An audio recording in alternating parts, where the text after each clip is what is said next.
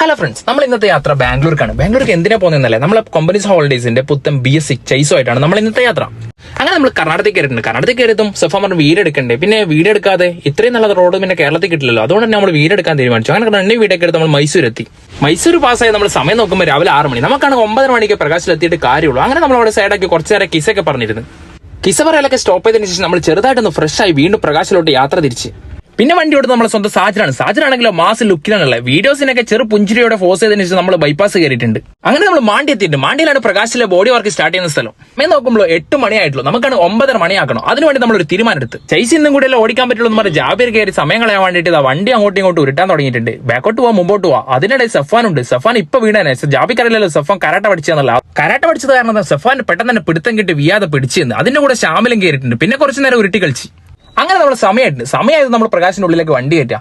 അപ്പൊ ഈ വണ്ടിയുടെ ഫുൾ വർക്ക് ചെയ്യേണ്ട വീഡിയോസ് കാണാൻ ആഗ്രഹിക്കുന്നവർ തീർച്ചയായിട്ടും നമ്മളെ ഫോളോ ചെയ്തോളി, കൂടെ കൂടിക്കോളി. അപ്പൊ അടുത്ത വീഡിയോ ആയിട്ട് കാണാം. ബൈ.